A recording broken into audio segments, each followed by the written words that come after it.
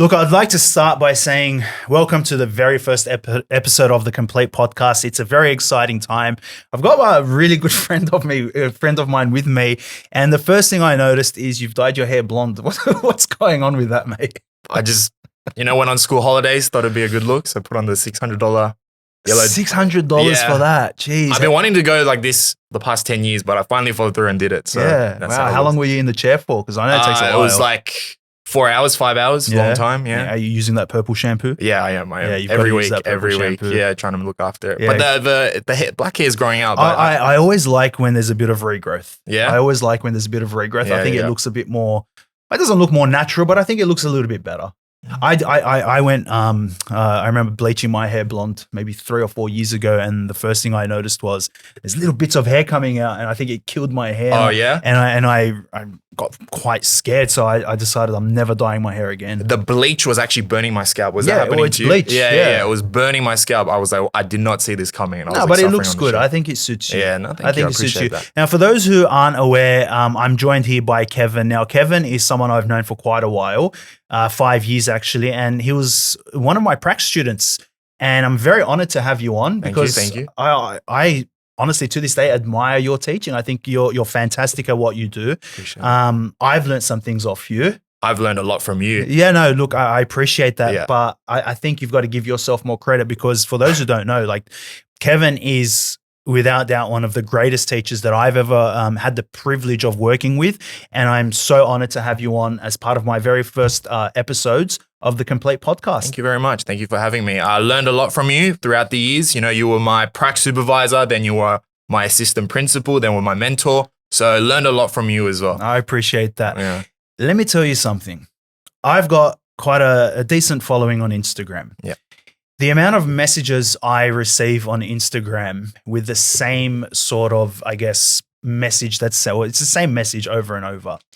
Behavior management. And I know that when you started, when you were my prac student, one of the first things you actually brought up to me was, how do you manage such a class? Can I tell you what I noticed when I was in your class? Oh, so gosh. The first thing, I thought, why is this guy being so strict? That was literally, I would say the first 2 days, I was like, why is this teacher setting such high expectations?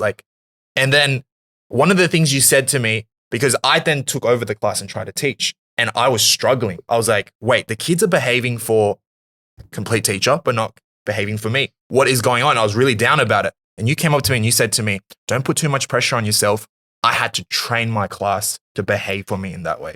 So, I agree with that. And I think for any beginning teachers listening or any teachers that are on prac, I think the biggest mistake you can make is putting too much pressure on yourself, and not only putting too much pressure on yourself, but comparing yourself to someone who's been doing or who's been teaching for an extended period. And the first thing I wanted to do, and I do with any prac student that I ever have, is let them know this is your chance to make mistakes. You're in the company, you're in the classroom with an experienced teacher. If you're going to make a mistake, now's the time. Yeah. And I think the biggest issue is a lot of prac students, they put far too much pressure on themselves. They want to be a teacher of 10, 15 years within 6 weeks of a prac. It's not feasible. And behavior management is the hardest thing to learn. I agree. I think behavior management is the talking point on every teacher's lips. Yeah. I think behavior management and workload, they sort of go hand in hand. I'll ask you this question then. To you, what is behavior management? So I jump between two, right? I jump between two ideas. One is, am I changing the child's behavior? Let's say a child comes to my class with behavioral difficulties. Am I trying to change them as a whole so that when they're not within my presence or within the environment that I've created, are they still behaving themselves? And another part of it is behaving for me when I'm there, or the environment that I create, the presence that I have. And so I really juggle between those two. And I don't know, what does behavior management mean to you? I disagree. Something you said there, I disagree. I think as you've been teaching for a long time, there's only so much you can do as a teacher to make sure your class is behaving when you're not there. If you go back to when you were at school, I can certainly remember when I was at school and the teacher was absent. Man, that's our chance to muck up. Every student is going to take that opportunity. My classroom teacher isn't there. I'm going to muck up. Absolutely. So I think already with behavior management, I honestly believe the expectations that a lot of teachers are putting on themselves is far too high. Yeah. And I think the expectations externally are too high, because I honestly believe that teachers are expected to manage students, not only when they're in the classroom as a teacher, Yep. but when they're not there as a teacher. So then my question to you would be this, right? Is it then getting the kids to behave for you? Does that make sense? So like, we all know that teacher that walks into the classroom and then everyone goes silent. Oh, Okay. that's that teacher. Is that what behavior management is? No, I don't think so. I think there's a fine line between being fearful of your teacher and being respectful of your teacher. Let me ask you this. You've played sports growing up. I know this much. And you would have had some coaches that you resonated with a lot more than other coaches. I can certainly remember growing up playing rugby league, playing cricket. And even when I was a teacher starting off and having my very first supervisors, did you want to perform for those coaches and supervisors because you were scared of being reprimanded, or did you want to perform for them because you respected them and you were inspired by them? I think in terms of sports, because I love the sports, I couldn't really talk on that front. But when you mentioned that, I was thinking back to teachers, and the teachers that I behaved for, from my perspective, were competent. I knew that they knew what they were talking about, so I wanted to listen to them. They were fun teachers. They were engaging. And so when I sat down in their classroom, I wanted to learn. And I think those are really the two main points for me that made me want to behave for those teachers. Because I honestly think the line has been quite blurred in behavior management in what is expected from our students. I think a lot of people misconstrue what behavior management is and believe that behavior management is a dead silent class. And I completely disagree with that. And the reason I say that is, if you ask a child, if you go into the classroom and ask a child what do you want the classroom environment to look like, no one or most of the students aren't going to say, I want a dead silent classroom. So then my counterpoint, my question would be, I understand that the silent classroom is not like definite. This is not behavior management, but the ability as a teacher to achieve a silent classroom, that is an indication of how good your behavior management is. But then it goes back to my point. Are the children being quiet in the classroom because they're fearful of the teacher, or are they being quiet because they're respectful? Now, if they're being quiet because it's independent work and they respect the teacher enough to work quietly, fair enough. But if the classroom is quiet because the students are fearful of the teacher, that is not a positive learning environment for any child. Because I can certainly remember growing up, my parents, in terms of homework, I'd get home from school, I'd have my dinner, and I'd do my homework. And my mum would be on my case all the time to do your homework. And if I wasn't doing the right thing, I'd get yelled at. And it was quite it was a stressful moment. Confrontational. Now, it was confrontational. And the only reason I did my homework and tried to do it well was because I was fearful of how my mother would respond to my inability to do the homework or my ability to do the homework. And it's no different in the classroom. So then my question is but isn't that achieving what you're supposed to? Behavior sorted, things are getting done. The question then comes, you could probably answer this. Does your best performance come when you're under stress or when you're relaxed? And that's interesting, because I remember for one of the lessons, at the end of a lesson, and you were asking for feedback, and you were actually getting me to answer. You said, but what did the kids do at the end of the day? And I was, why did the lesson go so well? And then I was going through all these ideas, and you said, no, it's because the kids learned. Yeah. And I think a lot of us teachers do forget that the ultimate goal is to get the kids to learn. And so, yes, behavior management needs to come first, but getting them to learn is the ultimate goal. And I like what you were saying about performance, because ultimately it's about getting the kids to be able to learn in a safe and well-behaved environment. Exactly. And well-behaved doesn't, though, necessarily mean a completely quiet classroom. True. Okay. I'm challenging your thinking.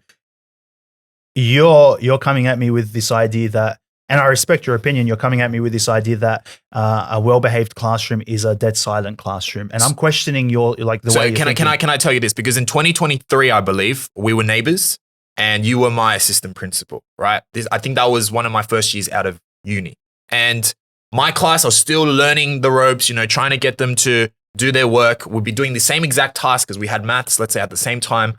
And, at times, maybe I have RFF or whatever it is, I'll walk into your classroom and your classroom was quiet. Yeah, it was silent. I agree. Right?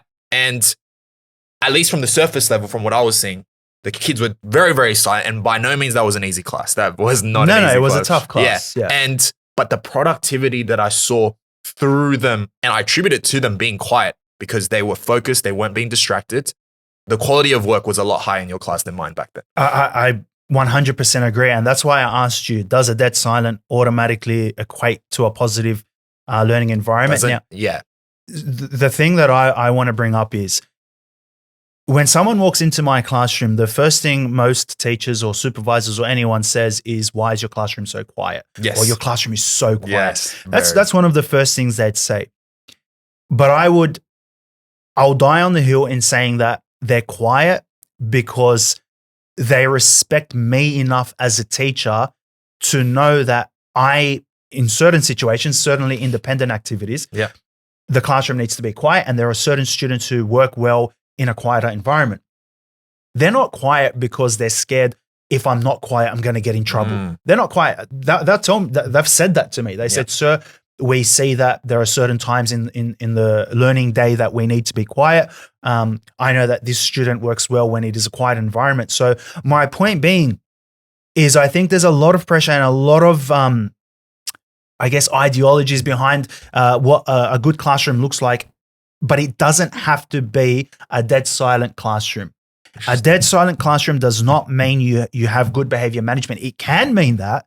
I'm not saying it doesn't all the time, but what I'm saying is don't blur the lines between a student being fearful of you and is quiet because they're fearful of you, and a student being quiet because they respect you as their teacher. And that's what behavior management is, are the steps that we take as teachers to get them to respect us enough so that they do work quietly. And that to me is a process. And when you came into my classroom, when I was your neighbor, I was putting in a lot of work to build relationships with those students to make sure that they respected me enough to work quietly in environments or in situations that they needed to work quietly. Group work, for example, you can't expect to get the students to work cooperatively in groups, collaborating, and expect the classroom to be dead silent. No, that's not going to happen. Yeah. But a classroom that is respectful of their teacher will still certainly know those boundaries and know to work, not too loudly, but not too quietly as well, because you are collaborating. What do you do? Because you're still quite new to teaching. And I'll tell people this, whoever's watching. I've seen Kevin in the classroom. I've never seen a group of students, apart from some that I've worked with, that respect their teacher as much as they respect you. You've obviously found sort of you've made that fine line between respecting and being fearful. What do you do as a beginning teacher, day one, because we are starting school quite soon, to establish those boundaries, but not through fear? Okay, so this is my whole process. I think it's very different to what a lot of people do. I need to know every single thing about every single child. There was, I can't remember his name. I think his name was Pierre Luigi. He was the referee for the 2002 World Cup final between, I believe, Brazil or Germany. I could be getting it wrong. But he said that prior to that match, he watched every minute of every player between the two teams so that he knew what could go wrong before it happens. That's very much my approach. I want to know, because we get the children with the behavior difficulties, right? As males, we usually get them. So I want to know anything that could go wrong. I want to know about their family background. I want to know their negative incidents prior. I want to know the whole picture, their hobbies, what they like. I want to know everything about my students. And that's really my first step, in my opinion, is just knowing everything. That's good. I'm glad you said that, because as teachers, we do place great emphasis on preparation. Yeah. And I think a lot of the times teachers, particularly when they're starting a new school year, let's say, because I know a lot of teachers do spend quite a lot of time. I don't know that a lot of teachers get to know their students before they teach and understand or go through, certain incidents that have happened, or their likes and their dislikes. Yeah. Once you've done that, once you've understood each child, you know what triggers them. I'm talking in terms of behavior now. Yep. What triggers them? What is then your next step? And there's one thing you did that I know a lot of teachers don't do, but you did it, and you did it incredibly well. Do you know what it is?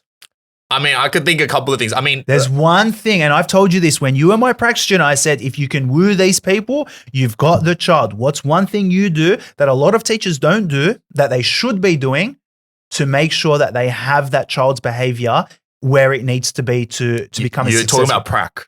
I did it. No, you did it 2 years ago. 2 years ago. What do you do after you've gotten to know them? Come on. Well, after I get to know them, I call every parent. That's what I do. Bingo. And what do you do when you call their parents? I build a relationship with the parents. Exactly right. And the reason, I'll tell you why I started doing that. So number one, it was two influences.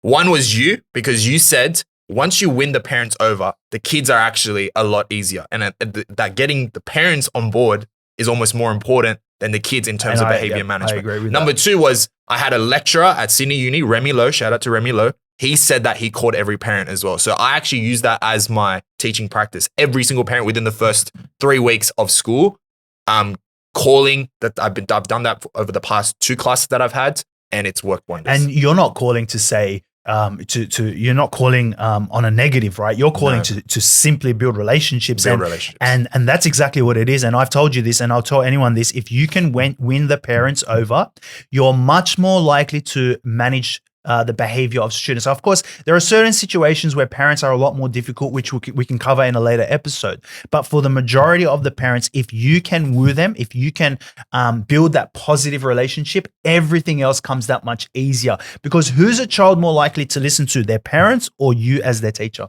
Parents. Exactly. Yeah. So why are we spending so much time as a teacher trying to get the students to do the right thing when, you know what, if I go to the parent and I get that parent on board, when that child goes home and that parent is speaking positively about the teacher, what do you think that child's going to do the next day when they come to school? Listen. They're going to listen. Absolutely. What if you've built a negative relationship with the parent? You've started off on the wrong foot. You've automatically called saying this happened.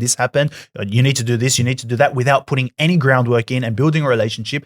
That child goes home, goes to their parents and is complaining about the teacher, that you don't have the parent on board. And so what does that parent start saying? Putting things in the ear of the child that this teacher's too harsh, or he doesn't understand you, doesn't respect you. What's that child going to do the next day they come to school? They almost get permission to misbehave. Exactly right. I'll tell you this story. So I do believe it was year 10 or year 9, because my parents don't speak English. I bring my sister to parent-teacher interviews, and she's about 13 years older than me, right? That was a mistake. I'll tell you why. Because I brought my sister to the parent-teacher interview, and I was a bit of a misbehaving kid, let's say, in the classroom. And I remember one particular science teacher didn't really enjoy his class and, didn't do my work that well. And so the teacher would actually obviously word it diplomatically, say, look, you got to have to learn to try and do things that you don't enjoy. Because I said I don't enjoy science. And my sister actually started defending me and almost going off at the teacher a little bit. And that moment right there, I was like, oh, that's permission for me to start misbehaving for that teacher. So I very much resonate with that story. And did that teacher have, prior to that initial or that conversation you mentioned, did that teacher have any conversations with your sister? Definitely not. So no effort was made, I guess, to build that. It's a bit harder with high school. You got to admit, it's a bit harder with high school. You've got 150 students. Yeah. I'm talking more for primary, because we are at the point now where most of us are starting to, I guess, think about getting back to school. What can we do day one to make sure our students are behaving? And I'll tell this to everyone listening. Your number one goal is obviously to get to know your students. I mean, that's cliche, but win the parents over. Build trust and a relationship, a positive one, with the parents. They're just as, if not more important as a teacher than managing your class, than managing the students themselves. And I think operating under the framework of preventing negative behaviors from ever happening in the first place is the most important. Well, they do say prevention is better than cure. Yeah, because I remember, I do believe it was last year or the year before, we were having a discussion about this, and this is what changed my mind about behavior management, was that you said behavior management, it's about prevention. And that really opened up my mind. Like, all this time, I'm almost like doing therapy with the students to try and get them to change themselves. And, I don't know, I was approaching it in that fashion, where in reality, a lot of it is just prevention, right? Because you can't change the lives of 30 students. It's impossible. No, you can't. And it will never happen. But I think as well, when teachers are managing behavior, they're trying too hard to change a child. Yes. What you should be doing is changing the environment and making it as conducive to a positive learning environment as possible. And I'll give you an example. If I have a child that's highly disruptive, and I've tried ignoring the child, I've contacted the parents, I've had conversations, a number of conversations with the child, and that child continues to be disruptive. Yeah. What do? I don't yell at the student. I actually do something completely different. I then try to transform the actual classroom environment and get the rest of the class on board that this child, in fact, is not going to stop calling out. I think that the child, and unfortunately, some children can't control it. What I have to do as a teacher is create a classroom environment where they've adapted and they are now able to work in an environment where there may be a disruption or two by this child. And the way I do that is I'll actually ask the child, can you go get me this from the office? As that child's outside the classroom, I'll say, well, look, we know that Monty can be highly disruptive. I know it's frustrating, but what I need you guys to do is sort of train yourselves, and I'll help you in working in an environment where that disruption doesn't affect you as much. And what happens over time? The child that is disruptive starts to realize, wow, no one's feeding into my stuff anymore. The teacher's always ignored my behavior. That's no different. But now the students are starting to ignore my behavior. I'm trying to disrupt the class, but they're not budging. That child then starts to conform and starts to say, okay, maybe I should start toning it down. The problem is, as a teacher, when managing behavior, you're focused solely on just that child. You've got to look at it from the whole classroom. Wow. What can I do in the classroom? Set up an environment where students are able to work in that environment. Now, going back to your point about how, and I love it because it's so true, how we try to change every single child. That's not possible. Yeah, no, impossible. And I learned that the hard way because you would remember, I took over a class that was very disruptive and the teacher left. So I took over halfway through the year and they were at an agitated state. So the prevention work is pretty much gone out the window. I had to start from not just 0, but negative 100. And so my approach was, all right, let me just almost get to the bottom of every single child. The whole class was kind of disruptive. It just wasn't sustainable, wasn't feasible. And I think going in the next year with that experience and going with a prevention mindset was what's really helped. Do you remember doing PWSA? Yes. Okay. I was a cricket coach, for those who don't know. Absolutely love my cricket. Shout out Cricket Australia. Please reach out to me. Absolutely love what you do. PWSA, for those who don't know, is a primary sporting schools association. Essentially, primary students go out and do sport. Cricket is a pretty, it's a sport that I guess some students can take to it, some students can't. It's boring, man. You might think it's boring. I think it's the greatest sport in the world. Shout out to Michael Vaughan as well, who started following me on Instagram. Absolutely love you as well. Do we tell the students who are good at cricket to go and play PWSA to the exact rules that professionals play, or are we modifying the environment in which they're playing? Shorter pitches, shorter overs. Yep. To each, I guess, batting partner, they get 2 overs to bat with each other. We're modifying the environment, aren't we? To set them up for success. To set them up for success. And it's no different to behavior management. What we should be doing as teachers is creating a classroom environment that sets up not just that one child that misbehaves, that 1 or 2 children, but the rest of the class. Because what happens, that child then over time starts to say, wow, this is how I should be behaving. And it will happen. It takes time, but eventually you have them where you want them. There's also one thing that I learned from you that I really like is you don't sit at the front. What do you do in your classroom? I love, you mean when they're doing independent work? Independent work, yeah. So you do your modeling, your guided, yeah, let's say, I'm at always the front. in the corner of a classroom. I've got my little jelly bean table. Yep. And I've always got 4 or 5 of the students who are more prone to misbehaving, and they're working with me. And that is, again, back to the classroom environment. I'm not speaking to the please stop talking, please stop talking. If you want to misbehave, you misbehave where I can see you and I can have, I guess, control. But I'm not going to change my whole teaching practice. Focus all my energy on those 1 or 2 students. I'll keep them with me. Yeah. And I'm still working with them because more often than not, we know that the students who misbehave are working below outcomes. I'll work with them while the rest of the class can obviously work, I guess, independently and quietly. I think for me personally, 4 or 5 doesn't work for me. Just me personally. I think 3 is probably the max that I have around me. But that was something that I learned from you, and I love it because the proximity, it's already there. I don't have a teacher desk. Yeah. I haven't had a teacher desk in 3 years. I know. I actually cannot believe that there are certain teachers that teach, they do the modeling part of the lesson, and then they sit at their desk. To me, that baffles me. And that, again, is back to what environment are you setting? If the classroom teacher is sitting at their desk on their computer, the rest of the class is doing their work. It's like dictatorship. Almost like dictatorship. But what do you expect the children to do? Because you're not taking it seriously enough where you're working with the children, or you've got that group of students. Why would the child behave? Agreed. They're not going to behave.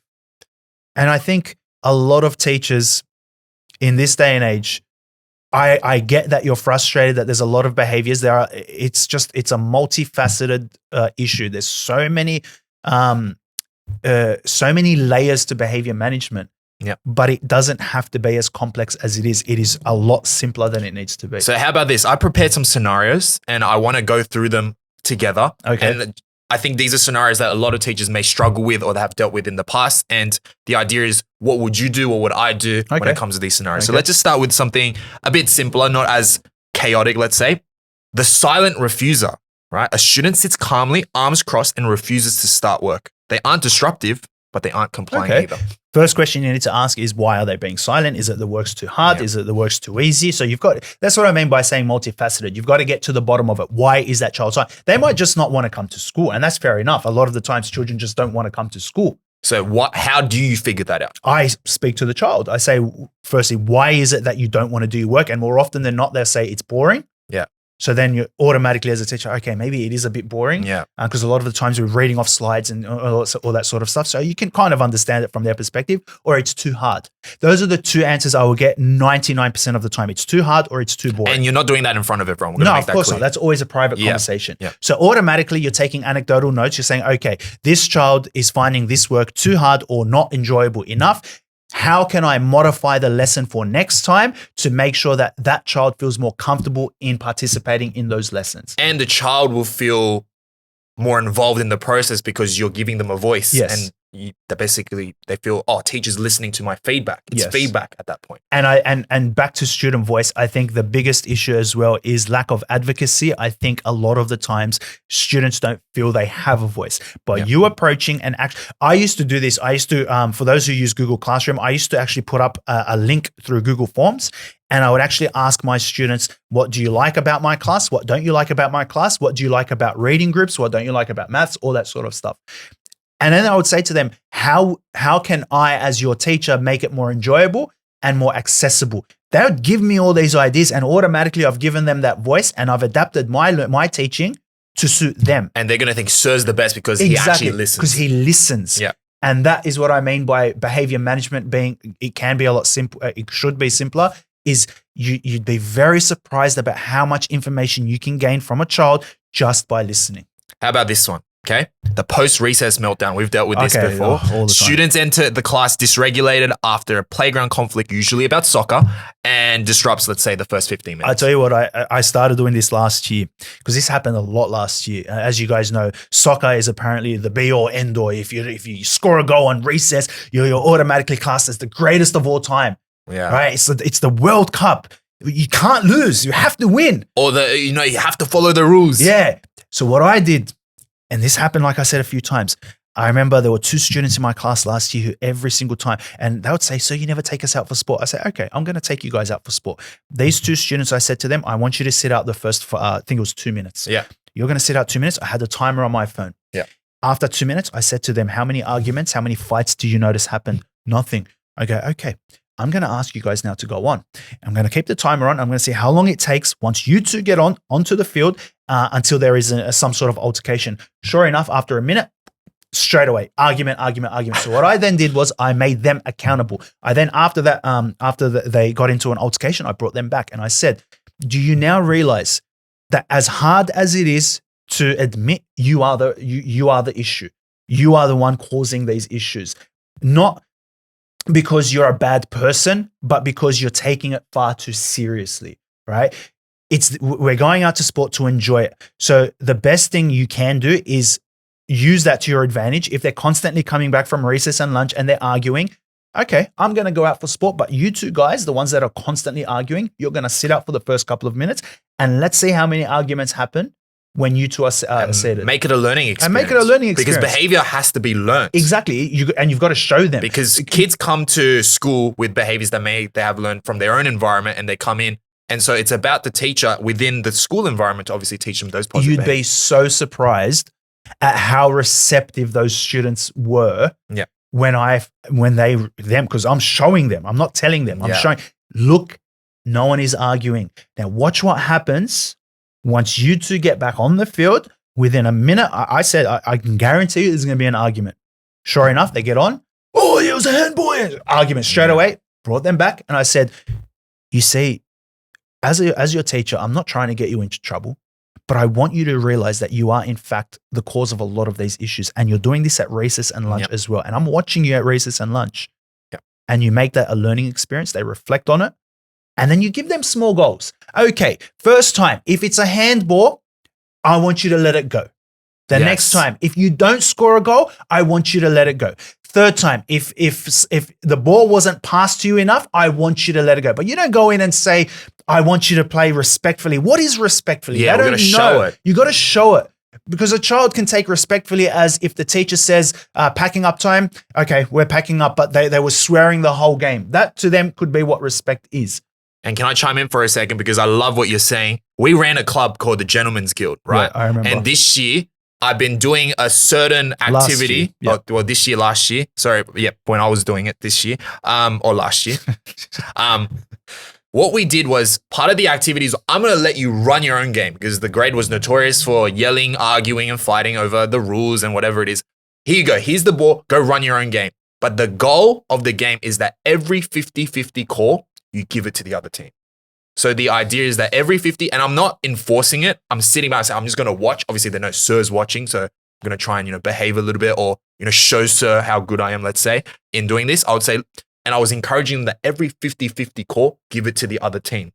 And then slowly but surely throughout the term, it started going from, no, me, to slowly, okay, if they're not emotionally dysregulated, they will start giving it to the other team. And by the end of the year, and it was so effective, it started becoming, no, it's yours. So it ended up being now they're arguing about, no, it's yours. Yeah. So I said it was his. So it's watching, it's yours. But, it's building those skills to get them set up for the real world. Let things go a little bit, compromise. Let things go. Love that you said that, because going back to behavior management, even as a teacher, let the small things go. You are not going to win every battle. We teach this to our students.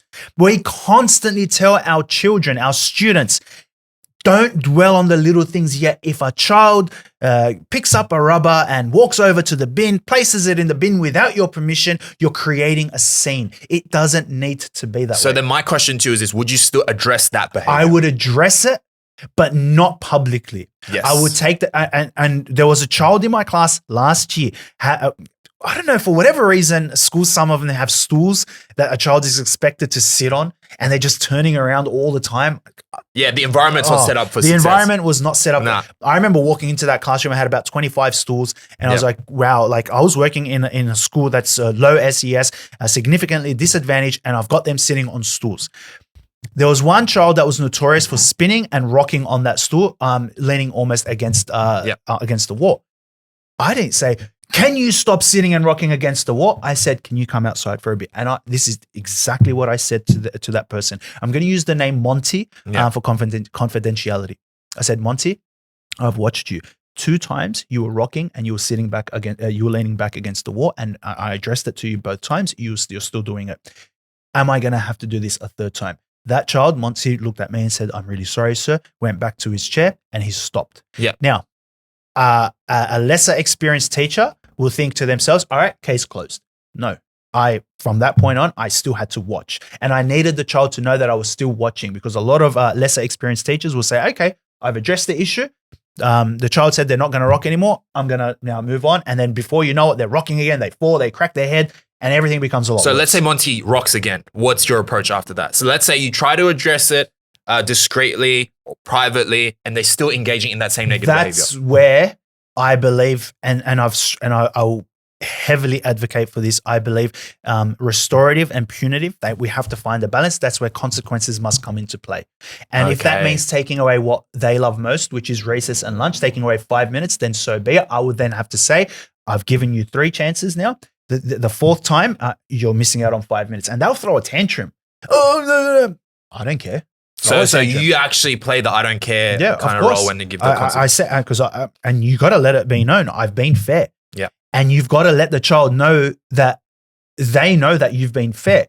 But let's say the kid is accusing you of being unfair, because we get that a lot these days. That's where the relationship with the parents becomes crucial, because you can then have a conversation. If you have a positive relationship with the parents, you'll then call the parent, you'll say, this is what happened at school. And instead of the parent saying, oh no, my child doesn't do this, they'll say, oh, thank you for letting me know, This sir. is unacceptable. I'm so sorry, sir. That's the stance they would take, because you took the time at the start of the year not to build a positive relationship that's a facade, that's superficial. Actually get to know them. I've had parents, I know a lot about their lives, not through schooling or not about what's going on with their schooling, but just about their personal lives. Yep. And if that were to happen and I call them up and I say, look, Monty's rocked, I kept him in for 5 minutes, their exact response, oh, you do what you need to do, that's fine. I'll have that conversation with them at home. I might take the iPad off them. Absolutely. But that only happened, why? Because I built the relationship with the parents. And the homeschool continuity is the most effective, because the parents have a goal for their child and they would love for the teacher to be aligned in the goal achieving process. It is so ignorant to think that the sole responsibility of a child's behavior is what the teacher does at school. It is so ignorant. It actually baffles me that there are certain people that believe, no, it is your job as their teacher to manage their behavior. No, it is not my job. It is your job. You're the parent. I'll give you an example. Last year, my daughter came home from school. This was term 1. Came home from school and there was an incident. She was being quite mean to some of the students. What was she doing? Without going into too much detail, she was singling out students during recess and lunch. The first thing I said to her, I go, if this ever happens again, and I was stern, you are no longer allowed to use the iPad. You are no longer allowed to watch TV. You come home, you do your homework, you have your dinner, you read a book, you go to bed. And we stuck with it, my wife and I. A couple weeks passed by. We then keep in conversation with the teacher. How's my child been? Massive improvement. At the end of the year, the teacher, my daughter's teacher, hugged, this was the last day of school, hugged my daughter, said to both my wife and I cannot believe how much your child has grown. That would not have happened if it was just the classroom teacher enforcing some sort. Where do you get off thinking that your child, not my child, is the sole responsibility of a teacher? That is so ignorant to me. Very And I ignorant. cannot believe there are people who actually justify this. They are in your care, but they are your biological or adopted children. They are your children. But then that goes back to the point about the teacher having the responsibility to build that relationship, right? Exactly. Because all we have control over is ourselves. And that's all we can do, because I can't go home with this child and discipline them when they're it's 7 o'clock at night, 8 o'clock at night, and they're on their iPad. Yeah. That's your job.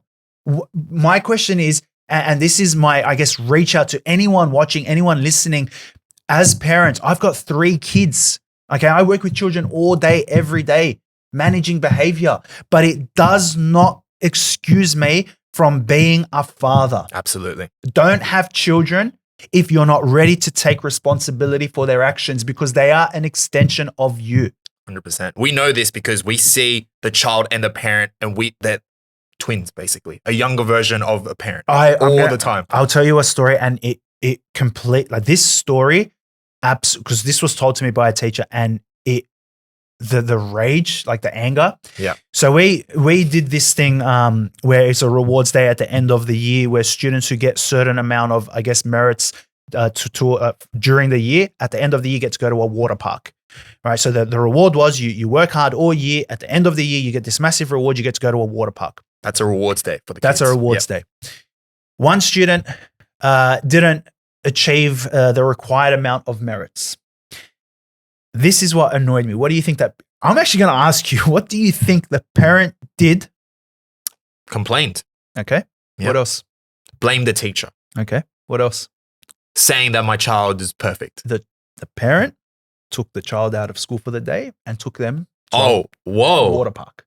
So the teacher, the parent undermined the teacher. My child has not behaved all year. You're not letting him or her go to this water park. You know what I'm going to do? He or she's not going to come to school. I'm taking them to a water park. That's pettiness to the next level. That's pettiness, and that is undermining the teacher. Crazy. And all that does is show the student, it does not matter what I do in the classroom, my parents going to have my back, and they should have their back. But having someone's back doesn't necessarily mean you have their best interests at heart. You need boundaries. You've got to find a fine line between having your child's back and what's in their best interest. And what's in their best interest, you might not like. Yep. Now, when I was told that story about my daughter singling out other children, I wasn't happy. Oh, wow, my daughter, wow. But I'm like, I'm not going to question the teacher. In fact, I'm going to nip it in the bud right then and there and make sure it doesn't happen again. I'm not going to victimize myself because I know that in future, as the years go on, I know if I have my daughter's back and allow her to get away with those sorts of behaviors, it's going to set her up to fail in the future. Absolutely. And that to me is why it is 1000% the number one priority before you even get to know your students. Get to know their parents, build that relationship with them, make sure they're on board. Absolutely. What's another scenario that you have? I actually wanted to play a quick game. Okay. I wanted to play a game called Overrated, Underrated. So the way this is going to work is I'm going to mention a topic relevant to behavior management, and I want you to just to choose between overrated or underrated. So if I say overrated, I'm agreeing to the overrated means it's too highly rated. Okay, I got So you. for example, like All Star, you get underrated. It's like, no, it should be like it should be held at a high regard, if that makes sense. All right, we kind of went through this already, but silent classroom. I think that is overrated. I think it's underrated because Why? because I think productivity does come from a more quiet environment. I disagree. I make videos for Instagram, and I cannot tell you how important it is that when I make a video, ideas. I come up with the ideas. I remember when I was working with you, you'd give me ideas. Yeah. So I'm collaborating with you. I'm collaborating with that person. I'm then sending videos to 3 or 4 different people to tell me which one is best. I cannot do that by myself. I need to work. For me personally, I know the importance of working in collaboration with other people to get the best out of me. Now, I'm not saying there are certain situations where you have to work independently, but the reason I'm saying that it is overrated is I don't believe it should be the be all end all of productivity. Not be all end all of productivity, but independent work. I live by it. I believe. Of course.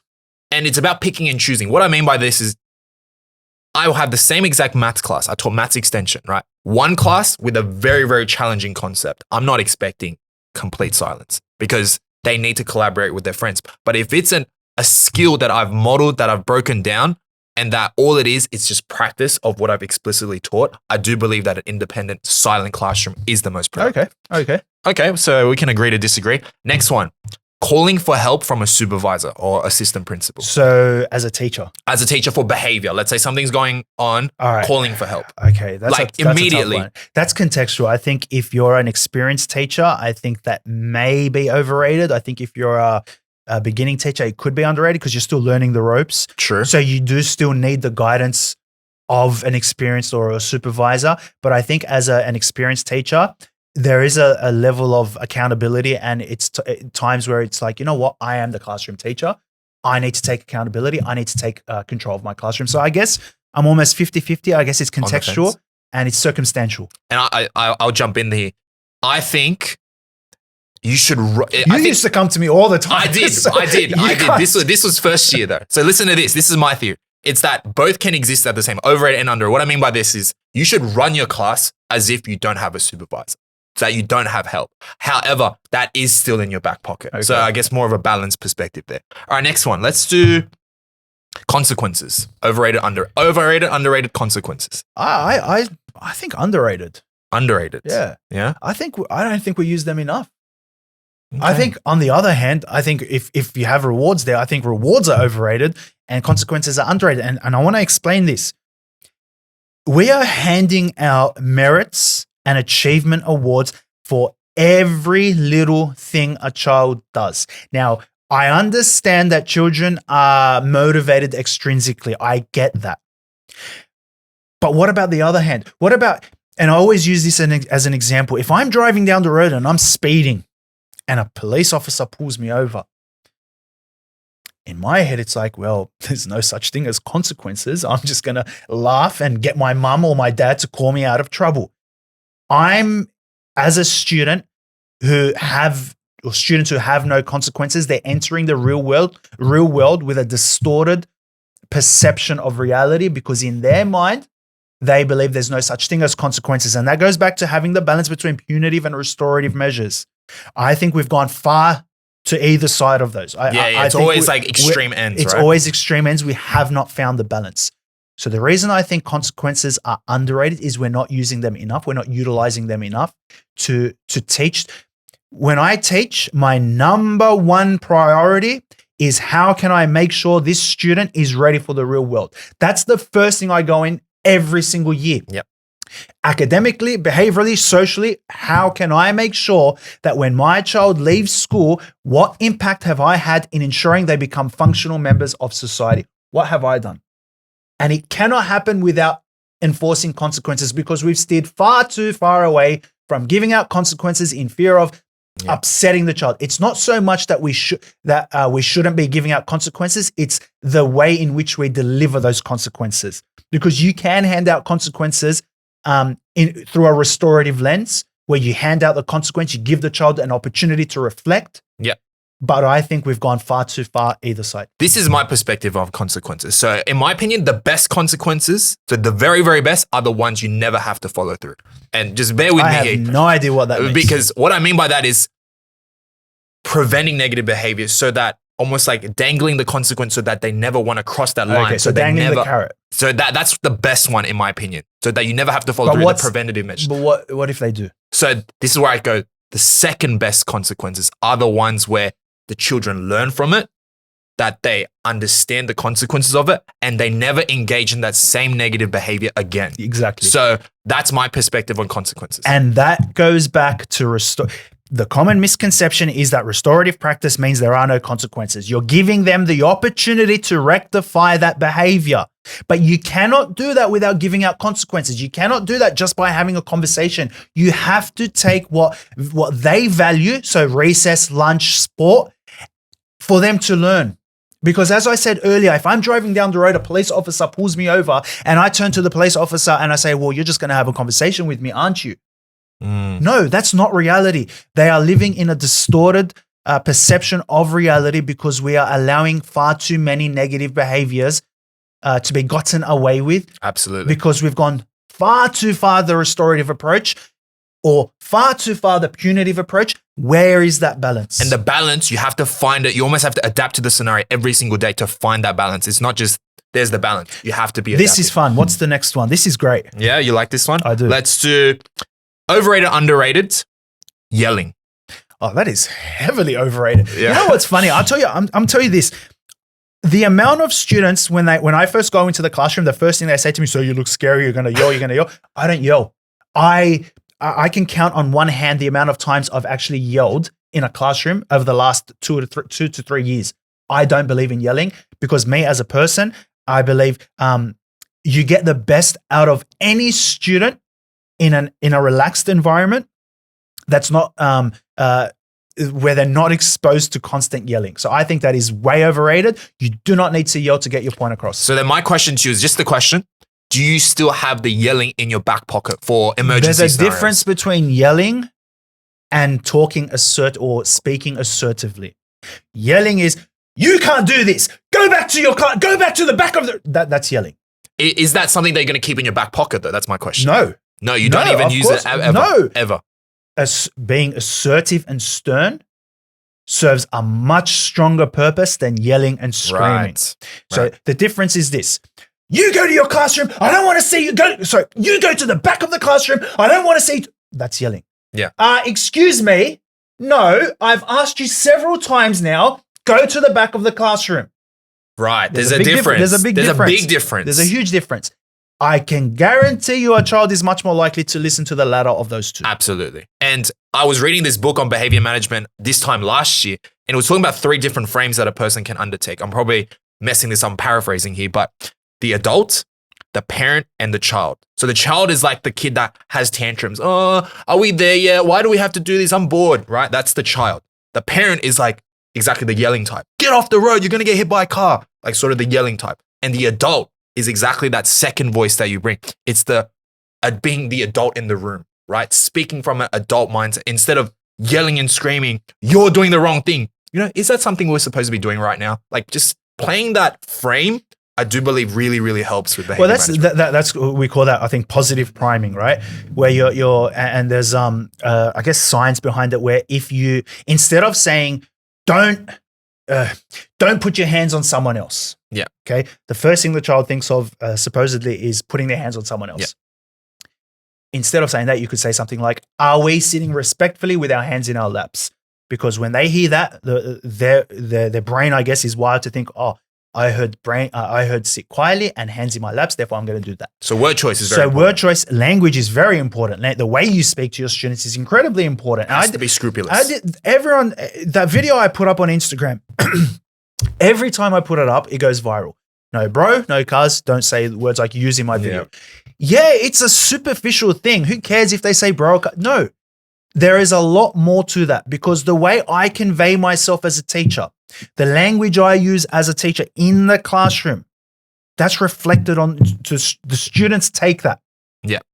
A child is much more likely to be a respectful student if they're using positive language and they're speaking, I believe, not so much formally, but respectfully. And I think when you create an environment where that's your frame, they will enter into your frame. Exactly. So they're like, I'm speaking to sir, the teacher right now. Excuse me, sir. I had so many people say, I don't like this video because culturally, when someone calls me bro or cuz, that's a term of endearment.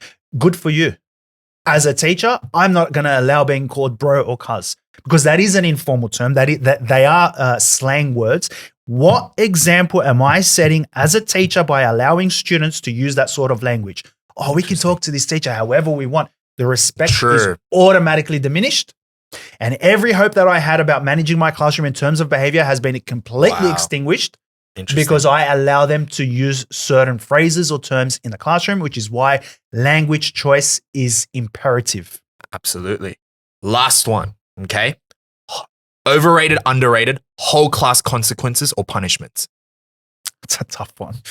Ooh, parents aren't going to like me saying this one, but I think that's underrated. Underrated. Yes. I actually agree with you. Can I jump in here? So there's a show that I'm watching. It's a little bit off track, but I do believe it's called Unlocked, a jail experiment. Have you seen that? It's such a good show. So Netflix, the way it works is they open the doors to the prisons and they have the people just in the common area and the gates are just open, right? So they could sleep, they can enter into each other's cells. For those who aren't aware, it's essentially the prison wardens give full responsibility to the prisoners, where they unlock all gates and they are completely responsible for the runnings of the prison. Now, the way it works is the warden takes away privileges if they get into a fight or they're doing what they're not supposed to. Mentality. But the opposite is that they give extra privileges, free phone calls to free phone calls to loved ones or non-contact visits, let's say. They give those privileges if they're working well as a team. And by doing that, what you are doing is you're allowing the child to say that the world does not in fact revolve around them, that their actions, whatever positive, negative, impact other people. And that's real world application. And that's what teachers need to be taking into consideration. How am I setting my students up to be successful? So by having, I guess, the whole class stay in at recess, look, to be fair, it's harsh. I get that. So you're not always going to do that. You're not always going to do it. Exactly. I have to make that clear. It's very rarely, but it's a tool. But there are times where a child has to understand that their actions doesn't only impact them, but those around them. So it's a team mentality. I make it very clear, right? Because end of the day, a silent ball game, I love doing silent ball at the end of the day, right? Any arguing, any yelling, because it's supposed to be silent, I'm just stopping the game entirely. And on the first day, there were a lot of screaming, yelling like, why are you stopping the game? Blah, blah, blah. And then by the next week, they're like, oi, gotta be quiet, all right? Otherwise, sir's gonna stop the game. And they learn, all right, I'm gonna be quiet. And that's and for those parents who may disagree with this, I do want to let you know that we are doing that for longevity, not for a short-term fix. So when we do something like this, in our minds, it's if I start it at the beginning of the year, it's going to make for a much more successful rest of year. So it's a long-term fix. So by keeping the whole class in, that child does learn. We're making that child accountable, and the rest of the class start to make that child accountable. However, if the kid doesn't work for that kid, we got to find different approaches. And that's where that's a topic in itself where I believe we should be differentiating behavior as well as differentiating academics. And I don't think we do that enough. There are certain behaviors that children pose that we have to approach differently. I can't approach every child the same. I talk to you differently to I talk to my mom, right? Same exactly. thing. I don't expect every child to understand a mathematical concept. So I differentiate. Why am I going to set behavioral expectations? Because every child learns differently. Every child has, I guess, different triggers. So we should be differentiating our approach to behavior. So my question, is it the approach? So this is a kind of a conundrum that I had this year with my class was, am I differentiating the expectation for a child if they have behavior difficulties, or am I differentiate the approach so that they can meet the expectation? The second part. The second that one. is really nicely said. You are not changing the expectations like a learning intention and success criteria. We all know about those. Like your learning intention and success criteria, a child takes certain steps to achieve a common goal, right? Yeah. We keep the goal is for everyone to be seated at their desks like quietly. Yeah. But the approach that I take to ensure that the child is able to successfully achieve that goal is different from one child to another, because one child could be like, yep, done. But another child may need more reminders, more contact with parents, all that sort of stuff. And I think an example that I use all the time is, the expectation in my class is just seated on the floor, right? However, certain students who have been diagnosed, let's say with ADHD, fidget toys, just to keep their sensory, the sensory seeking, at least there's a sensory seeking option there, just so they could meet the expectation of seated quietly on the floor. Absolutely agree with you. And we've covered some really, really good points. Now we are running a little bit over time. I do want to say thank you so much. You're going to be on pretty much every episode anyway. I want to say a huge thank you to each and every one of you listening out there to the complete podcast. Stay tuned for more. We've got a lot more topics to discover this season, and hopefully you're all on board and listening. Thank you for listening. Thank you so much.